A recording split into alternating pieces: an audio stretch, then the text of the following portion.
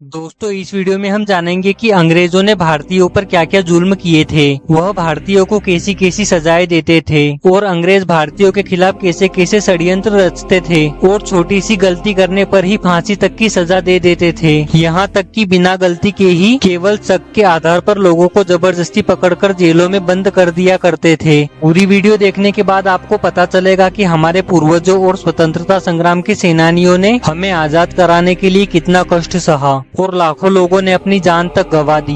बात करें अंग्रेजों के जमाने की सबसे क्रूर सजाओं की, तो सबसे क्रूर सजा काला पानी की सजा थी, जिसका नाम सुनते ही लोगों को नर्क सा एहसास होने लगता था। काला पानी की सजा को सेल्यूलर जेल के नाम से भी जाना जाता था। यह जेल भारत की मुख्य भूमि से दूर अंडमान निकोबार द्वीप की राजधानी पोर्ट ब्लेयर में बनी है। इस जेल का निर्माण अंग्रेजों ने ही करवाया था, जिसमें कि वह स्वतंत्रता संग्राम सेनानियों को कैद रख सके। यह जेल गहरे समुद्र से घिरी हुई थी, जिसके चारों ओर दूर दूर तक केवल समुद्र का पानी ही दिखता है। इस जेल की दीवारें ज्यादा ऊंची नहीं बनाई गई थी, क्योंकि यहाँ से कोई कैदी भागकर भी कहाँ जाता, चारों ओर तो समुद्र ही था।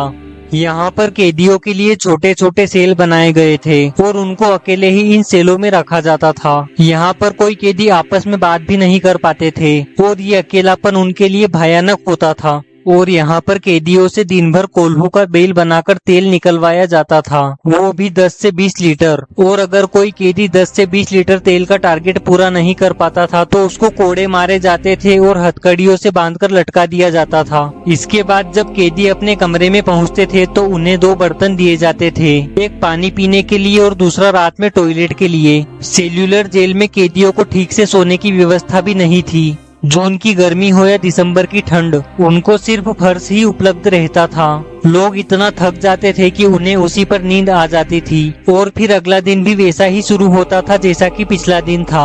दोस्तों इस जेल में कितने क्रांतिकारियों को फांसी की सजा दी गई और यहाँ टोटल कितने लोगों को मार दिया गया, इसका किसी को भी पता नहीं है। इसके अलावा अंग्रेज सरकार द्वारा 1919 में एक एक्ट पारित किया गया, जिसे रोलट एक्ट कहते हैं। इसमें किसी भी भारतीय क्रांतिकारी को केवल शक के आधार पर गिरफ्तार करके जेल भेज दिया जाता था और अगर किसी न्यायालय ने कोई सजा सुना दी है तो फिर अपराधी को उससे ऊपर की न्यायालय में अपील करने का अधिकार भी नहीं होता था। इसी एक्ट को गांधी जी ने काला कानून भी कहा था।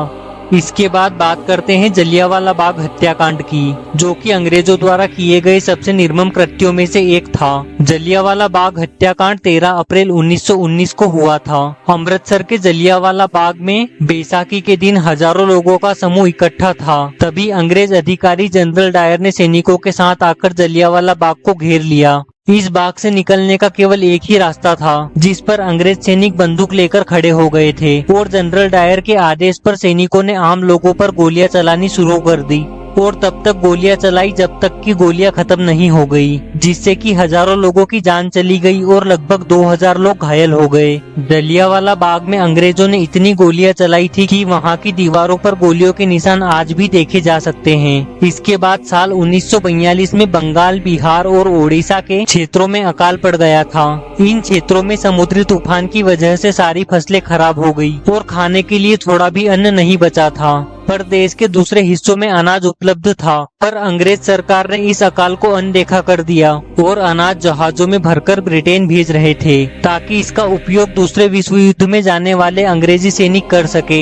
जिसके कारण इन क्षेत्रों में अलग अलग अनुमान के अनुसार 20 से 25 भारतीयों की भूख की वजह से जान चली गई। सड़कों और घरों में केवल मरे हुए लोगों के शव ही दिख रहे थे। जिन क्षेत्रों में यह सूखा पड़ा था वहाँ की 1/3 से ज्यादा जनसंख्या खत्म हो गई थी।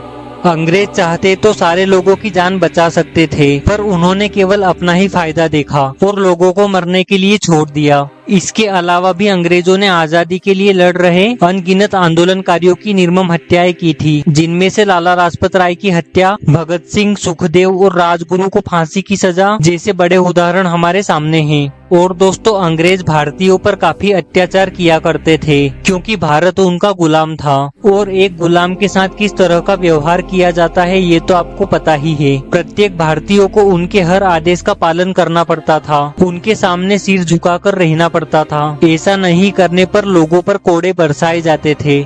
इसके अलावा अंग्रेज जब घोड़ों पर सैनिकों के साथ निकलते थे तो लड़कियां और महिलाएं उन्हें देखकर घबरा जाती थी और घरों में छुप जाती थी, क्योंकि कई बार अंग्रेज महिलाओं को उठाकर अपने साथ ले जाते थे। और जब पुरुष इसका विरोध करते थे तो उन्हें भी कोड़ों से मारा जाता था और तब तक मारते रहते थे जब तक कि व्यक्ति के शरीर से खून न बहने लगे। दोस्तों, ऐसा होता था हमारे पूर्वजों के साथ। आज हमें जो आजादी मिली है उसके लिए कई महान क्रांतिकारियों ने अपनी जान गंवाई है, जिनमें से बहुत से क्रांतिकारियों का तो हमें नाम भी नहीं पता है। इसीलिए उन सभी महापुरुषों के सम्मान के लिए कमेंट बॉक्स में जय हिंद जरूर लिखें। और वीडियो पसंद आई हो तो वीडियो को लाइक और मेरे इस यूट्यूब चैनल को सब्सक्राइब जरूर करें, जिससे कि ऐसी ही और इन्फॉर्मेटिव वीडियो आप तक पहुंचती रहे। पूरी वीडियो देखने के लिए बहुत बहुत धन्यवाद।